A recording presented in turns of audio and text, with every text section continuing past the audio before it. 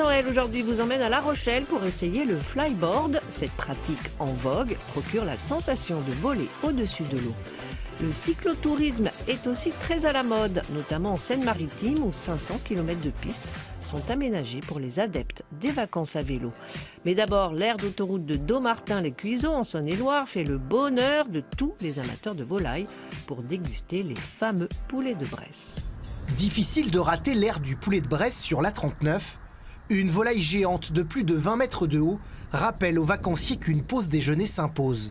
Depuis 20 ans, ce restaurant d'autoroute propose aux touristes de goûter le produit phare du département de l'Ain. Certains l'été ne s'arrêtent d'ailleurs que pour ça. C'est poulet obligatoire à midi? Ah oui, obligatoire. Rien d'autre. On mangera des pâtes en Italie, mais ici on mange du poulet. Il a bonne réputation, donc on va goûter, c'est la première fois. Et j'espère qu'on va se régaler. Nous, on n'est pas d'ici, donc on s'est pas arrêté exprès pour... On s'est régalé, bien. On voit la différence que du poulet chez nous qu'on achète en supermarché. On voit la différence. Chaque année, cette aire unique en France cuisine 12 000 poulets. Un quart est consommé en juillet-août à l'occasion des chassés-croisés d'été. Les 12 000 poulets que nous vendons sur la cafétéria viennent d'une coopérative régionale. Donc c'est un groupement de plusieurs éleveurs. Et après, donc, sur la boutique, nous vendons du poulet de Bresse frais à emporter qui vient essentiellement donc, de notre fournisseur qui est à une dizaine de kilomètres de chez nous. On travaille avec lui depuis 20 ans. Car après avoir dégusté le poulet de Bresse, le touriste peut aussi l'acheter. 16,95 € le kilo. Le sac isotherme est même fourni. On vient d'Alsace et il y en a un qui va en Allemagne exprès, chez mon collègue. Vous êtes arrêté exprès? Ah oui, ah oui. Vous les avez déjà goûtés au moins? Non, mais je sais que c'est le meilleur poulet au monde, le poulet de Brest.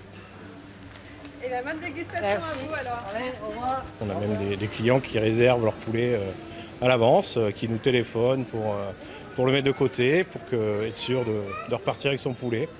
Et ça peut partir jusqu'en Allemagne, voire l'Angleterre. Avec 4 millions de personnes qui s'arrêtent chaque année aire du poulet de Bresse, l'Ain ne pouvait rêver meilleure vitrine pour ses volailles, les seuls au monde à bénéficier du label AOP. Partons en Seine-Maritime où les cyclistes viennent de toute l'Europe pour découvrir le littoral normand.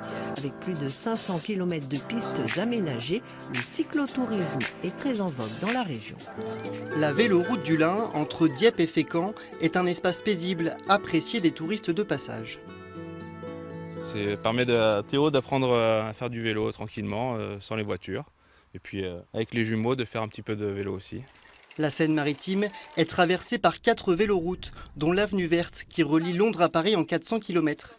Et les cyclistes les plus sportifs viennent de toute l'Europe pour profiter du paysage normand.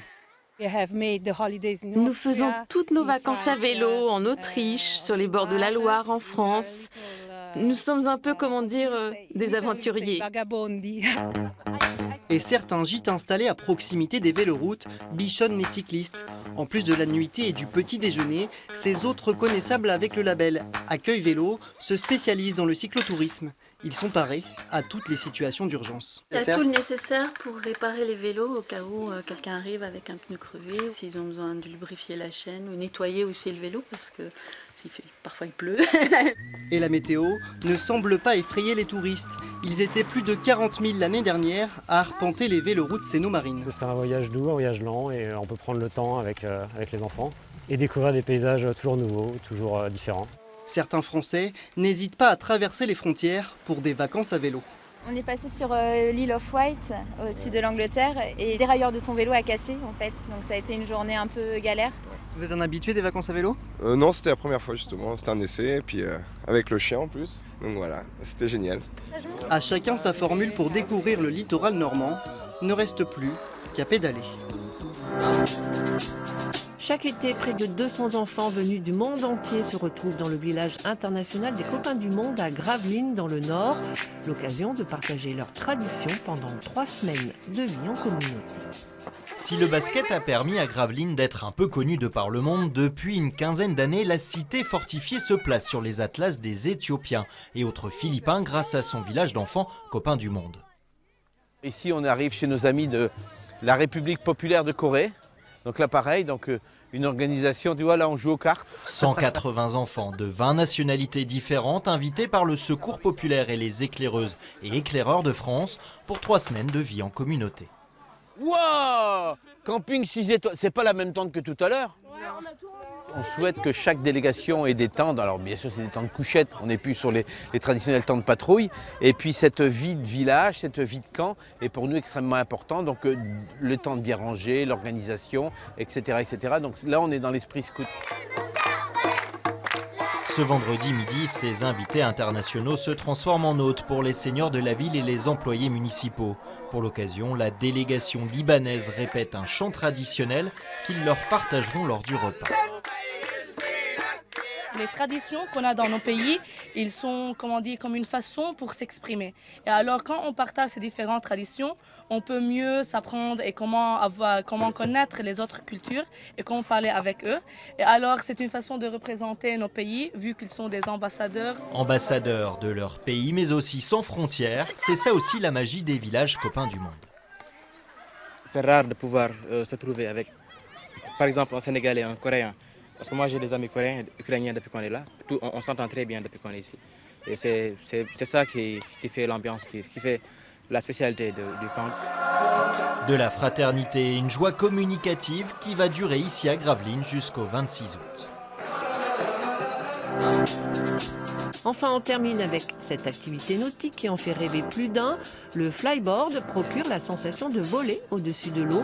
Pas toujours facile pour les débutants, mais sensations fortes garanties, comme ici à La Rochelle. Une propulsion, un peu d'équilibre et ce qui surgit entre les vagues a tout l'air de sortir d'un film de science-fiction. Le super-héros du jour, c'est Corentin, jeune vacancier originaire de Moselle, qui s'essaie au flyboard pour la première fois. On sent pas qu'il y a un gros truc en dessous de nous, on sait juste qu'on vole et c'est tout ce qu'on ressent, la liberté. C'est quelque chose que tu avais déjà ressenti, ces sensations-là ou pas? Jamais.